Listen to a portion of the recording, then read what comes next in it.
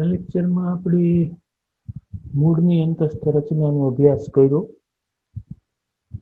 આજે આપણે પ્રકાંડની અંતસ્થ રચના છે એનો અભ્યાસ કરશું. સૌપ્રથમ આપણે દ્વિદળી પ્રકાંડ એટલે કે સૂર્યમુખી પ્રકાંડની અંતસ્થ રચના છે એની વાત કરશું. તો સૂર્યમુખી પ્રકાંડનું આડો છેદ લઈ અને સૂર્યમુખી પ્રકારની અંતસ્થ રચના જ્યારે તપાસવામાં આવે ત્યારે એની અંતસ્થ રચનામાં 3 પ્રકારના પેશીતંત્રો આપણને જોવા મળે.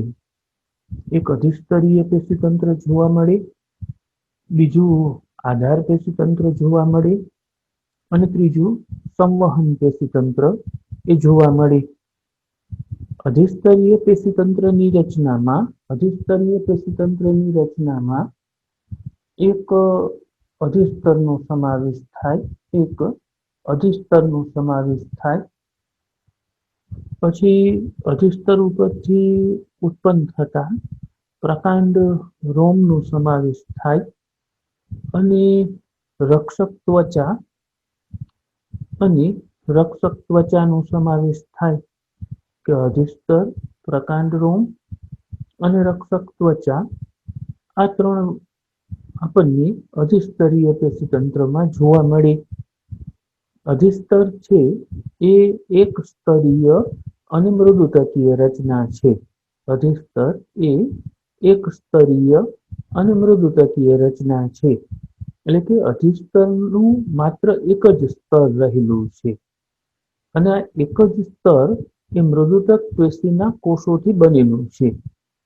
એટલે એ એક સ્તરીય અને મૃદુતકીય રચના છે. અધિસ્તર ઉપરથી બહુકોષીય પ્રકાંડ રોમ ઉત્પન્ન થાય. અધિસ્તર ઉપરથી બહુકોષીય પ્રકાંડ રોમ ઉત્પન્ન થાય. આ જે બહુકોષીય પ્રકાંડ રોમ ઉત્પન્ન થાય એ બાષ્પોત્સર્જનનો દર ઘટાડવાનું કાર્ય કરે અને અધિસ્તરની ઉપર ક્યુટિકલનું એક પાતળું સ્તર જોવા મળે. અધિસ્તરના કોષોની ઉપર કે આખા અધિસ્તર ઉપર ક્યુટિકલનું એક પાતળું સ્તર જોવા મળે જેને રક્ષક ત્વચા તરીકે ઓળખવામાં આવે, જે રક્ષણનું અને બાષ્પોત્સર્જનનો દર ઘટાડવાનું, જે રક્ષણનું અને બાષ્પોત્સર્જનનો દર ઘટાડવાનું કાર્ય કરે. તો સૂર્યમુખી પ્રકાંડના અધિસ્તરીય પેશીતંત્રમાં અધિસ્તર, પ્રકાંડ રોમ અને રક્ષક ત્વચાનો સમાવેશ થાય. અધિસ્તર એ એક સ્તરીય અને મૃદુતકીય રચના છે જે રક્ષણનું કાર્ય કરે. અધિસ્તર ઉપરથી બહુકોષીય પ્રકાંડ રોમ ઉત્પન્ન થાય, એ બાષ્પોત્સર્જનનો દર ઘટાડે અને અધિસ્તર ઉપર ક્યુટિકલ દ્રવ્યનું પાતળું સ્તર રહેલું હોય જેને રક્ષક ત્વચા તરીકે ઓળખવામાં આવે, એ પણ બાષ્પોત્સર્જનનો દર ઘટાડવાનું કાર્ય કરે. આધાર પેશીતંત્રની અંદર એક અધઃસ્તર જોવા મળે. આધાર પેશીતંત્રની અંદર અધઃસ્તર, બાહ્યક, અંતસ્તર, પરિચક્ર અને મજ્જાનો સમાવેશ થાય. સૂર્યમુખી પ્રકાંડના આધાર પેશીતંત્રની અંદર અધઃસ્તર, બાહ્યક, અંતસ્તર, પરિચક્ર અને મજ્જાનો સમાવેશ થાય. તો અધિસ્તરની નીચે સ્થૂળકોણક પેશીકોષોના 3 થી 4 સ્તરો રહેલા હોય. અધિસ્તરની નીચે તમે જોઈ શકો છો કે સ્થૂળકોણક પેશીકોષોથી બનેલા 3 થી 4 સ્તરો રહેલા છે. એને અધઃસ્તર તરીકે ઓળખવામાં આવે. એટલે કે અધઃસ્તર એ બહુસ્તરીય અને સ્થૂળકોણક રચના છે. અધઃસ્તર એ બહુસ્તરીય અને સ્થૂળકોણક રચના છે. એ બહુસ્તરીય છે એટલે કે એના કોષોના 2 કરતા વધારે સ્તરો રહેલા છે અને સ્થૂળકોણક એટલે કે સ્થૂળકોણક પેશીથી બનેલા સ્તરો છે. એ યાંત્રિક આધાર આપવાનું કે યાંત્રિક મજબૂતાઈ આપવાનું કાર્ય કરે. આ અધઃસ્તરની નીચે બાહ્યક જોવા મળી. અધઃસ્તરની નીચે બાહ્યક જોવા મળી. બાહ્યક છે એ બહુસ્તરીય અને મૃદુતકીય રચના છે. બાહ્યક છે એ બહુસ્તરીય અને મૃદુતકીય રચના છે. કે અધઃસ્તર એ બહુસ્તરીય અને સ્થૂળકોણક રચના છે. જ્યારે બાહ્યક છે એ બહુસ્તરીય અને મૃદુતકીય રચના છે. બાહ્યકના અંતિમ કોષોના સ્તરને અંતસ્તર તરીકે ઓળખવામાં આવે. બાહ્યકનું જે છેલ્લું કોષોનું સ્તર આવે એને અંતસ્તર તરીકે ઓળખવામાં આવે. અહીં અંતસ્તરની અંદર પુષ્કળ પ્રમાણમાં સ્ટાર્ચ કણોનો સંગ્રહ થયેલો હોય. સ્ટાર્ચને ગુજરાતીમાં કાંજી તરીકે ઓળખવામાં આવે. એટલે કે કાંજી કણો કે સ્ટાર્ચ કણોનો પુષ્કળ પ્રમાણમાં સંગ્રહ થયેલો હોય. એટલે સૂર્યમુખી પ્રકાંડની અંદર અંતસ્તરની ઘણી વખત કાંજી સ્તર તરીકે પણ ઓળખવામાં આવે. અને આ અંતસ્તરની નીચે અને અન્નવાહકની ઉપર દ્રઢોતકીય કોષોનો એક અર્ધચંદ્રાકાર સમૂહ જોવા મળે. બાહ્યકની નીચે અને અન્નવાહકની ઉપર બાહ્યકની નીચે અને અન્નવાહક છે એ અન્નવાહકની ઉપર દ્રઢોતક પેશીના કોષોથી બનેલો અર્ધચંદ્રાકાર સમૂહ જોવા મળે. જેને પરિચક્ર તરીકે ઓળખવામાં આવે. સૂર્યમુખી પ્રકાંડની અંદર પરિચક્ર એ રૂપાંતરિત થયેલું છે. સૂર્યમુખી પ્રકાંડની અંદર પરિચક્ર છે એ રૂપાંતરિત થયેલું છે. એટલે અગાઉ મૂળમાં આપણે જે પરિચક્ર જોયું એક સ્તરીય અને મૃદુતકીય, એવું પરિચક્ર અહીંયા જોવા નથી મળતું. અહીંયા પરિચક્ર છે એ બાહ્યક અને અન્નવાહક પેશીની ઉપર અર્ધચંદ્રાકાર સમૂહે રહેલું હોય. અને એ દ્રઢોતક પેશીથી બનેલું હોય. કે સૂર્યમુખી પ્રકાંડના આધાર પેશી તંત્રમાં એક અધઃસ્તર જોવા મળે, બાહ્યક જોવા મળે, પરિચક્ર જોવા મળે અને મજ્જા કે ગર જોવા મળે. અધઃસ્તર એ બહુસ્તરીય અને સ્થૂળકોણક પેશીકોષોથી બનેલી રચના છે, જે યાંત્રિક આધાર કે યાંત્રિક મજબૂતાઈ આપવાનું કાર્ય કરે. બાહ્યક એ બહુસ્તરીય અને મૃદુતકીય રચના છે. બાહ્યકના અંતિમ કોષોના સ્તરને અંતસ્તર તરીકે ઓળખવામાં આવે.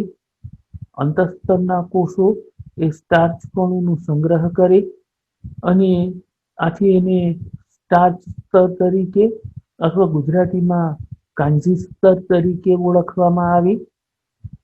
આ બાહ્યક અને અન્નવાહકની વચ્ચે અર્ધચંદ્રાકાર દ્રઢોતક પેશીના કોષોના સમૂહો જોવા મળે, જેને પરિચક્ર તરીકે ઓળખવામાં આવે. અને પ્રકાંડની મધ્યમાં રહેલ જે મૃદુતકીય કોષો છે એને મજ્જા તરીકે અથવા ગર તરીકે ઓળખવામાં આવે. તો સૂર્યમુખી પ્રકાંડમાં આ પ્રમાણે અધિસ્તરીય પેશીતંત્ર અને આધાર પેશીતંત્ર જોવા મળે. હવે આપણે સંવહન પેશીતંત્રની વાત કરીએ કે સંવહન પેશીતંત્રની અંદર જલવાહક પેશી અને અન્નવાહક પેશીનો સમાવેશ થાય. સંવહન પેશીતંત્રની અંદર જલવાહક પેશી અને અન્નવાહક પેશીનો સમાવેશ થાય. આ જલવાહક અને અન્નવાહકનો જે સમૂહ છે એને વાહિપુલ તરીકે ઓળખવામાં આવે. જલવાહક અને અન્નવાહકના સમૂહને વાહિપુલ તરીકે ઓળખવામાં આવે. તમે જુઓ તો ઉપર અન્નવાહક પેશી રહેલી છે અને નીચે એને અનુદારું અને આદિદારું એ રીતે બતાવેલું છે. તો એ આદિદારું અને અનુદારું છે એ જલવાહક પેશી છે. એ જલવાહક પેશી છે. તો આ જલવાહક અને અન્નવાહકના સમૂહને વાહિપુલ તરીકે ઓળખવામાં આવે.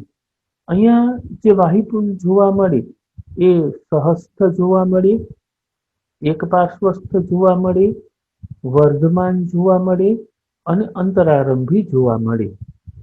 વાહિપુલ છે એ સહસ્થ, એક પાર્શ્વસ્થ, વર્ધમાન અને અંતરારંભી છે.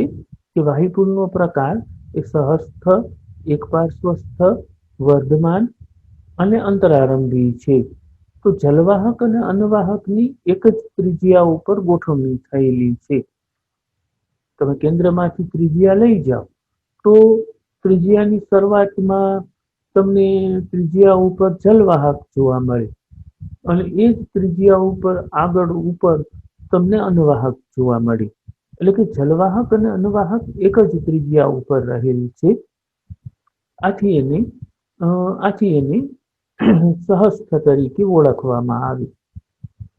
વાહિપુલ વર્ધમાન છે કેમ કે અન્નવાહક અને જલવાહકની વચ્ચે પાર્શ્વીય વર્ધનશીલ પેશી એધાની હાજરી છે.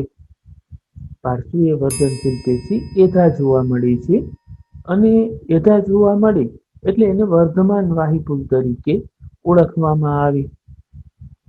એક પાર્શ્વસ્થ છે એટલે કે જલવાહકની માત્ર એક જ પાર્શ્વ બાજુએ અન્નવાહક છે અને જ્યારે જલવાહકની માત્ર એક જ બાજુએ અન્નવાહક હોય ત્યારે એને એક પાર્શ્વસ્થ તરીકે ઓળખવામાં આવે. આદિ જલવાહિની એ અંદરની તરફ મજ્જા તરફ છે અને અનુજલવાહિની એ બહારની તરફ પરિચક્ર તરફ છે. તો જલવાહિનીના આ વિકાસક્રમની અંતરારંભી તરીકે ઓળખવામાં આવે. મૂળ છે એ હંમેશા બહિરારંભી હોય અને પ્રકાંડ છે એ હંમેશા અંતરારંભી હોય. એટલે આદિ જલવાહિની અંદરની તરફ છે. જ્યાં આદિ શબ્દનો અર્થ થાય પ્રથમ. તો સૌ પ્રથમ જે જલવાહિની ઉત્પન્ન થાય એને આદિ જલવાહિની કહેવાય. એક શબ્દ છે અનુજ. અનુજ એટલે પછીથી અસ્તિત્વમાં આવેલ, પાછળથી અસ્તિત્વમાં આવેલ. તો એના પછી જે જલવાહિનીઓ ઉત્પન્ન થઈ, આદિ જલવાહિની પછી જે જલવાહિની ઉત્પન્ન થઈ એને અનુજલવાહિની તરીકે અથવા અનુદારુ તરીકે ઓળખવામાં આવે. પણ વિકાસની શરૂઆત ક્યાંથી થઈ? અંદરથી થઈ. કેમ કે આદિ જલવાહિની અંદરની તરફ છે, અંદરથી બહારની તરફ વિકાસ થાય તો એટલે એને અંતરારંભી કહેવાય. જેનો આરંભ અંદરથી થાય. અંતરારંભી એટલે જેના વિકાસનો આરંભ અંદરથી થાય અને બહારની તરફ પછી ક્રમશઃ વિકાસ થતો જાય એને અંતરારંભી તરીકે ઓળખવામાં આવે. તો આ સૂર્યમુખી પ્રકારની અંતસ્થ રચના છે. હવે આપણે એકદળી પ્રકાંડ તરીકે મકાઈનું જે પ્રકાંડ છે એ મકાઈના પ્રકાંડની અંતસ્થ રચનાનો આપણે અભ્યાસ કરીએ કે મકાઈના પ્રકાંડનો આડો છેદ લઈ કે એકદળી પ્રકાંડનો આડો છેદ લઈ અને એની અંતસ્થ રચના તપાસીએ તો એની અંતસ્થ રચનાની અંદર ત્રણ પ્રકારના પેશીતંત્રો જોવા મળે. એક અધિસ્તરીય પેશીતંત્ર જોવા મળે, આધાર પેશીતંત્ર જોવા મળે અને સંવહન પેશીતંત્ર જોવા મળે. અધિસ્તરીય પેશીતંત્રમાં અધિસ્તર અને રક્ષક ત્વચાનો સમાવેશ થાય. અધિસ્તર એ એક સ્તરીય અને મૃદુતકીય રચના છે. તો આ બધાની અંદર કોમન જ આવશે. જ્યાં પણ અધિસ્તર આવે ત્યાં આ લીટી લખી જ નાખવાની કે એક સ્તરીય અને મૃદુતકીય રચના છે અને એ રક્ષણનું કાર્ય કરે. અધિસ્તરની ઉપર ક્યુટિકલનું પાતળું સ્તર જોવા મળે જેને રક્ષક ત્વચા તરીકે ઓળખવામાં આવે, જે બાષ્પોત્સર્જનનો દર ઘટાડવાનું કાર્ય કરે. દર ઘટાડવાનું કાર્ય કરે કે અધિસ્તરીય પેશીતંત્રમાં અધિસ્તર અને રક્ષક ત્વચા જોવા મળે, જેમાં અધિસ્તર છે એ એક સ્તરીય અને મૃદુતકીય રચના છે. એ રક્ષણનું કાર્ય કરે. અધિસ્તર ઉપર ક્યુટિકલનું પાતળું સ્તર જોવા મળે, જેને રક્ષક ત્વચા તરીકે ઓળખવામાં આવી અને એ બાષ્પોત્સર્જનનો દર ઘટાડે. આધાર પેશીતંત્રની અંદર અધઃસ્તર અને આધાર પેશી જોવા મળે. અધઃસ્તર અને આધાર પેશી જોવા મળે. મકાઈ પ્રકાંડની એ વિશેષતા છે કે મકાઈ પ્રકાંડની અંદર બાહ્ય, અંતસ્તર, પરિચક્ર અને મજ્જાનો અભાવ છે. એકદળી પ્રકાંડ મકાઈ પ્રકાંડની અંદર બાહ્યકનો અભાવ હોય, અંતસ્તરનો અભાવ હોય, પરિચક્રનો અભાવ હોય અને મજ્જા કે ગરનો જે પ્રદેશ છે એનો અભાવ હોય. એને બદલે એક સળંગ પેશી જોવા મળી, જેને આધાર પેશી તરીકે ઓળખવામાં આવી. અને આ આધાર પેશીની અંદર વાહિપુલો છે એ વિખરાયેલા હોય.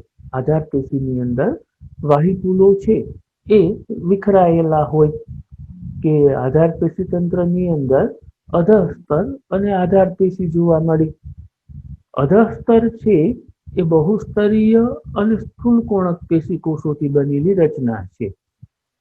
અધઃસ્તર છે એ બહુસ્તરીય અને સ્થૂલકોણક પેશી કોષોથી બનેલી રચના છે, જે યાંત્રિક આધાર કે યાંત્રિક મજબૂતાઈ આપવાનું કાર્ય કરે. હવે અહીંયા બાહ્યક, અંતસ્તર, પરિચક્ર અને મજ્જાનો અભાવ છે. એને બદલે આધાર પેશી જોવા મળે.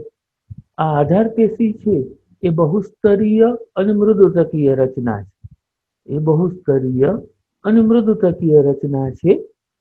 અને આધાર પેશીની અંદર વાહિપુલો વિખરાયેલા હોય.